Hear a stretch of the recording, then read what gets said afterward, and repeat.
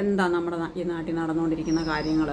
കഴിഞ്ഞ ദിവസം ഹരിപ്പാട് ആശുപത്രിയിൽ ഒരു പെൺകുട്ടി, ഒരു 19കാരി പെൺകുട്ടി ഒരു കുട്ടിയെ പ്രസവിച്ചിട്ട് അതിനെ വലിച്ച് ജനലിലൂടെ എറിഞ്ഞെന്ന് പറയുന്നു. എന്തൊരു ഗതികേടാണ് ഈ പെൺകുട്ടികളുടെ അല്ലെങ്കിൽ സ്ത്രീകളുടേതെന്ന് നോക്കൂ. ഒരു ഭാഗത്ത് ഒരു പ്രസവിച്ച് വളർത്തിയ മക്കളും നോക്കാത്തതിൻ്റെ അന്വേഷിക്കാത്തതിൻ്റെയും പേരിൽ ഒരു കുഞ്ഞിനെ കിട്ടിയിരുന്നെങ്കിൽ, അല്ലെങ്കിൽ ഒരു തുണയ്ക്കൊരാളുണ്ടായിരുന്നെങ്കിൽ, ആരെങ്കിലും ഒരാളെൻ്റെ കൂടെ ഉണ്ടായിരുന്നെങ്കിൽ എന്നാഗ്രഹിക്കുന്ന ഒരുപാട് അമ്മമാർ നിൽക്കുമ്പോൾ തന്നെ മറുഭാഗത്ത് ബലാത്സംഗത്തിന് ഇരയായോ അല്ലെങ്കിൽ അബദ്ധപ്പെട്ടോ അല്ലെങ്കിൽ ഏതെങ്കിലും തരത്തിലായിക്കോട്ടെ കുട്ടികളുണ്ടാകുന്നു. ആ കുട്ടികളെ അവർക്ക് സദാചാര ഭയം കാരണവും അല്ലെങ്കിൽ സമൂഹത്തിൻ്റെ കല്ലേറ് ഭയന്നിട്ടുമൊക്കെ അവർക്ക് വളർത്താൻ പറ്റാത്ത സാഹചര്യങ്ങൾ നിലനിൽക്കുന്നു. അപ്പം വേണ്ടവർക്ക് കിട്ടാത്ത അവസ്ഥ, അതുപോലെ ഉള്ളവർക്ക് വളർത്താൻ പറ്റാത്ത അവസ്ഥ, ഇങ്ങനെ എന്തെല്ലാം തരത്തിലുള്ള ബുദ്ധിമുട്ടുകളാണ് ഈ നാട്ടിലെ പെണ്ണുങ്ങൾ അനുഭവിച്ചുകൊണ്ടിരിക്കുന്നത്. വലിയ കഷ്ടമാണ്. ഈ സിസ്റ്റം തെറ്റാണ് എന്ന് എത്ര പറഞ്ഞാലും അതിനൊരു മാറ്റം ഉണ്ടാക്കാനുള്ള ഒരു ഭാവം അധികാരികളുടെ ഭാഗത്തു നിന്നൊന്നും കാണുന്നതേയില്ല. ഈ സിസ്റ്റത്തിൻ്റെ മാറ്റത്തിന് വേണ്ടിയിട്ട് നമ്മുടെ ഭരണകൂടം പ്രവർത്തനങ്ങൾ തുടങ്ങേണ്ട സമയം അതിക്രമിച്ചിരിക്കുന്നു. കാരണം ഇവിടെ സ്ത്രീകളുടെ ജീവിതം അതീവ ഗുരുതരമായിട്ട് ദയനീയമായിട്ട് ബുദ്ധിമുട്ടിലായിക്കൊണ്ടിരിക്കുകയാണ്. ഒരുപാട് പേര് വന്നിട്ട് കുട്ടിയെ വലിച്ചെറിഞ്ഞു അവൾ അമ്മയാകാൻ യോഗ്യയല്ല എന്ന് പറയുമ്പോൾ മനസ്സിലാക്കേണ്ട ഒരു കാര്യം, ഈ ജീവജാലങ്ങൾക്കെല്ലാം അതിൻ്റെ യഥാകാലങ്ങളിൽ പുഷ്പിക്കാനും പൂക്കാനും കായ്ക്കാനും ഒക്കെയുള്ള അവകാശമുള്ളതുപോലെ ഒരു സ്ത്രീക്കും ഒരു പെൺകുട്ടിക്കും അവൾക്ക് ഗർഭിണിയാകാനും പ്രസവിക്കാനുമുള്ള അവകാശമുണ്ട്. അതിന് എന്തെങ്കിലും ഒരു പ്രത്യേക അതിൻ്റെ ഒന്നും ആവശ്യമില്ല. അല്ലാതെ തന്നെ ഒരു പെൺകുട്ടിക്ക് പ്രസവിക്കാനും ഗർഭിണിയാകാനും ഒക്കെയുള്ള അവകാശമുണ്ട്. മിക്ക രാജ്യങ്ങളിലും അവിവാഹിതരായ അമ്മമാരുണ്ടാകുന്നുണ്ട്. വിവാഹം കഴിച്ചെങ്കിൽ മാത്രമേ കുട്ടികളുണ്ടാകാവൂ എന്ന് പറയുന്നത് വളരെ വലിയ അന്യായമാണ്. ആ കുട്ടി അങ്ങനെ ചെയ്തിട്ടുണ്ടെങ്കിൽ ആ കുട്ടിയുടെ ഗതികേട് കൊണ്ടാണ് ആ കുട്ടി അങ്ങനെ ചെയ്തത്. ഒന്ന് ചോർത്ത് നോക്കിക്കേ. പ്രസവിച്ചിട്ടുള്ളവർക്കറിയാം, ഒരു പ്രസവം എന്ന് പറയുന്നത് എത്രയോ വലിയ കഷ്ടപ്പാട് പിടിച്ച ഒരു പരിപാടിയാണ്. അത് 10 മാസം അത് ചുമന്നുകൊണ്ട് നടക്കുന്ന കാലഘട്ടം, എത്രയോ കഠിനമായ സാഹചര്യങ്ങളിലൂടെ ഛർദ്ദിലെ മറ്റ് വിഷയങ്ങൾ ഇതെല്ലാം മറച്ചു പിടിച്ചും ഒക്കെ ആ പെണ്ണ് അത് കൊണ്ട് നടന്നിട്ടുണ്ടെങ്കിൽ ആ പെണ്ണിന് എന്തുമാത്രം സംഘർഷങ്ങൾ അനുഭവിച്ചിട്ടുണ്ട്. ഇതൊക്കെ എന്തുകൊണ്ടാണ് സംഭവിക്കുന്നത്? നമ്മുടെ വ്യവസ്ഥിതി സ്ത്രീകൾക്ക് കൊടുത്തിരിക്കുന്ന വിലക്കുകൾ കൊണ്ടാണ്. പുരുഷന് ഉപയുക്തമാകുന്ന രീതിയിൽ മാത്രമേ സ്ത്രീ ജീവിക്കാവൂ എന്നുള്ള ഒരു വിലക്കിട്ടിരിക്കുന്നത് കൊണ്ടാണ് സ്ത്രീകൾക്ക് അത്തരത്തിലൊരു രഹസ്യാത്മകത ആ വിഷയത്തിൽ സൂക്ഷിക്കേണ്ടതായിട്ട് വരുന്നത്. അതുപോലെ അവൾ എന്തുമാത്രം അനുഭവിച്ചിട്ടായിരിക്കണം പ്രസവിച്ച കുഞ്ഞിനെ ആരും അറിയാതെ ആ പ്രസവം നടത്തിയിട്ടുള്ളത്. ഒരു കുട്ടിയെ പ്രസവിക്കുന്നത് ആരും അറിയാതെ ചെയ്യുക എന്ന് പറഞ്ഞാൽ എങ്ങനെ പറ്റുമെന്ന് എത്ര ചിന്തിച്ചിട്ടും മനസ്സിലാകുന്നില്ല. കാരണം ഒരു പ്രസവത്തിന് വരുന്ന ചില പെൺകുട്ടികളൊക്കെ ആശുപത്രി ഇളക്കി വെക്കുന്ന രീതിയിൽ പറഞ്ഞ് നിലവിളിക്കാറുണ്ട്. കാരണം അതുപോലുള്ള കഠിനമായ വേദനയാണ് ഒരു പ്രസവ സമയത്ത് ഉണ്ടാകുന്നത്. അത് ഒരാൾ അറിയാതെ ചെയ്യണമെങ്കിൽ ആ പെൺകുട്ടി എന്തുമാത്രം ആ പെൺകുട്ടി ബുദ്ധിമുട്ടിയിട്ടുണ്ടായിരിക്കും എന്നുള്ളത് നമുക്ക് ചിന്തിക്കാൻ പറ്റുന്നതേ ഉള്ളൂ. അപ്പം നമ്മുടെ സദാചാര സമൂഹം എത്ര ശക്തമായിട്ട് ഉള്ളതുകൊണ്ടാണ് ആ പെൺകുട്ടി അത്രയധികം അതിനെ ഭയന്നത്. അതുപോലെ തന്നെ ഒരു പ്രസവിച്ച ഒരു കുഞ്ഞിനെ ഇനി ആരുടേതായിക്കോട്ടെ എന്തുമായിക്കോട്ടെ എങ്ങനെയായിക്കോട്ടെ ഒരു പ്രസവിച്ച കുഞ്ഞിനെ ഒരു പെണ്ണിന് എടുത്ത് പുറത്ത് വലിച്ചെറിയാൻ തോന്നണമെങ്കിൽ ആ സ്ത്രീ അത്രമാത്രം സാമൂഹിക സമ്മർദ്ദത്തിന് വിധേയമാണെന്നുള്ള കാര്യത്തെ പരിഗണിക്കാതെ പോകുന്നത് എന്തുകൊണ്ടാണ്? ഇതെത്ര വലിയ ഒരു അന്യായം ഈ സമൂഹത്തിൽ നടക്കുന്നത് കൊണ്ടാണ് സ്ത്രീകൾ ഇങ്ങനെയൊക്കെ ചെയ്യാൻ നിർബന്ധിതരാകുന്നതെന്നുള്ളത് വിവരം ആരും പരിഗണിക്കാതിരുന്നുകൊണ്ടാണ് അവൾ അങ്ങനത്തവളാണ്, ഇങ്ങനത്തവളാണ്, മറ്റേതാണ് അവൾ വിവാഹം കഴിക്കാതെ പ്രഗ്നൻ്റായി എന്നൊക്കെ പറഞ്ഞുകൊണ്ട് അവളെ എന്തുമാത്രം കുറ്റപ്പെടുത്തലുകളും പ്രശ്നങ്ങളും ഒക്കെ നടക്കുന്നു. സിസ്റ്റത്തിൻ്റെ കുറ്റത്തെ ആരും കാണുന്നില്ല. സിസ്റ്റമാണ് തെറ്റ്. സിസ്റ്റം സ്ത്രീവിരുദ്ധമാണ്. അത് പറഞ്ഞു കഴിഞ്ഞാൽ എത്ര പറഞ്ഞാലും ആരും ശ്രദ്ധിക്കുന്നില്ല ആ വിഷയത്തിലേക്ക്.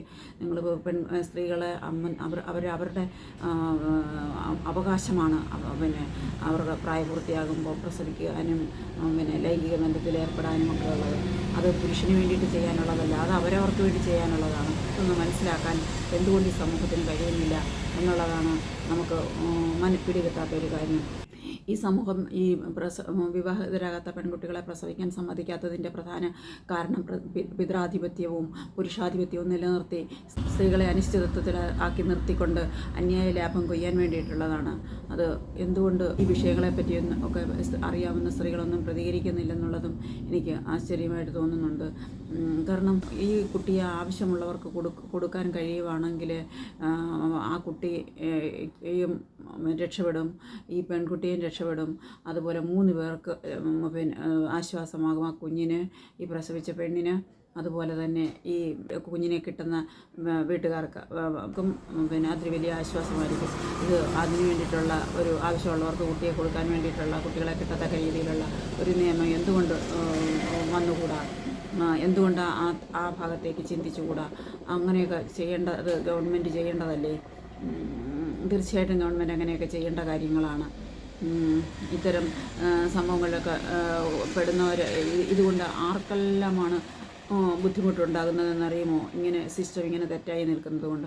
ഇപ്പോൾ ഉദാഹരണം പറയുവാണെങ്കിൽ ഇങ്ങനെയൊക്കെയുള്ള സംഭവത്തിൽ വന്നുപെട്ടുമ്പോൾ അവരെയും കൊണ്ട് പിന്നെ തെളിവെടുപ്പിനായിട്ടൊക്കെ വരുമ്പോൾ അല്ലെങ്കിൽ പിന്നെ ഇതായിക്കോട്ടെ, ഏതൊരു കേസായിക്കോട്ടെ, ഇപ്പം നെടുമങ്ങാട് 1.5 വയസ്സുള്ള ഒരു കുട്ടിയെ അമ്മയുടെ കൂടെ താമസിച്ചിരുന്ന അല്ലെങ്കിൽ രണ്ടാനച്ഛൻ പിന്നെ അതിക്രൂരമായ രീതിയിൽ മർദ്ദിച്ചു കൊന്നതിൻ്റെ ഒരു കേസ് വന്നല്ലോ. അപ്പോൾ ആ സംഭവത്തിൽ നിന്ന് നമുക്ക് നോക്കുവാണെങ്കിൽ പോലീസുകാരെന്തോരം ബുദ്ധിമുട്ടുന്നു. തെളിവെടുപ്പിനായിട്ട് അഷ്കർ എന്ന് പറയുന്ന ആളിനെയും കൊണ്ട് വരുമ്പോഴത്തേക്കും എന്തുമാത്രം ജനങ്ങളാണ്, പിന്നെ നാട്ടുകാരാണ് അവനെ ഉപദ്രവിക്കാനായിട്ട് ഓടിക്കൂടുന്നത്. പോലീസുകാരും അതിൻ്റെ അകത്ത് കിടന്ന് കഷ്ടപ്പെടുകയാണ് ചെയ്യുന്നത്. അവർക്കും ഉപദ്രവങ്ങളൊക്കെ കേൾക്കുന്നുണ്ട്. ഒരു സിസ്റ്റം തെറ്റായിരിക്കുന്നത് കൊണ്ട് ഈ ആർക്കെല്ലാം എവിടെല്ലാം എങ്ങനെല്ലാമുള്ള ബുദ്ധിമുട്ടുകളാണ് ഉണ്ടായിരിക്കുന്നത്. ആ സിസ്റ്റത്തിനെ ഒരു മാറ്റത്തിന് വേണ്ടിയിട്ട് ശ്രമിക്കുക എന്നുള്ളത് എന്തുകൊണ്ട് ഗവൺമെൻറ് ആ ഭാഗത്തേക്ക് ചിന്തിക്കുന്നില്ല എന്നുള്ളത് നോക്കുമ്പം നമ്മുടെ പാട്രിയാർക്കിയെ, നമ്മുടെ ബ്രാഹ്മണിക്കൽ പാട്രിയാർക്കിയെ നിലനിർത്തിക്കൊണ്ട് പോകാനാണ് ഗവൺമെൻറ്റും താല്പര്യപ്പെടുന്നതെന്ന് വേണം നമുക്ക് മനസ്സിലാക്കാൻ. ഒരു പോലീസ് സ്റ്റേഷനിലൊക്കെ ചെന്ന് ഒരു മണിക്കൂർ സമയം ഇവിടെ ഇരിക്കുകയാണെങ്കിൽ എന്തെല്ലാം കുടുംബ പ്രശ്നങ്ങളാണ് അവിടെ വരുന്നത്. എന്തെല്ലാം കുടുംബ പ്രശ്നങ്ങൾ, പിന്നെ വട്ടുപിടിച്ചു പോകുന്ന രീതിയിലുള്ള പ്രശ്നങ്ങളാണ് അവിടെ എത്തിക്കൊണ്ടിരിക്കുന്നത്. ഈ മനുഷ്യരെ മുഴുവൻ ഇങ്ങനെ അന്ധകാരത്തിലിട്ട് ഇങ്ങനെ സംഘർഷത്തിലും സമ്മർദ്ദത്തിലും ഇട്ട് ഇങ്ങനെ എന്തിനാണ് ഇട്ട് ഈ നരയിപ്പിക്കുന്നത്?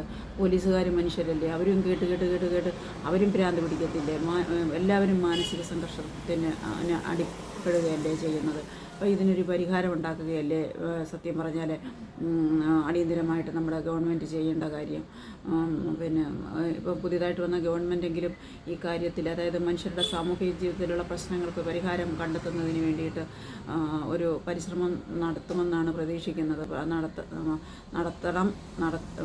നടത്തേണ്ടതാണ്. നടത്തുമെന്ന് പ്രതീക്ഷ അങ്ങനെ നമുക്ക് പ്രതീക്ഷിക്കാൻ വലിയ ഭാഗ്യമൊന്നും കാണുന്നില്ല. കാരണം നമ്മുടെ അതീവ വൈകാരികമായിട്ട് മതം നിൽക്കുന്ന ഒരു സമൂഹമാണ്. പിന്നെ അതുപോലെ പിന്നെ അന്ധവിശ്വാസങ്ങളിലും അനാചാരങ്ങളിലും കെട്ടിക്കിടക്കുന്ന ജനതയാണ്.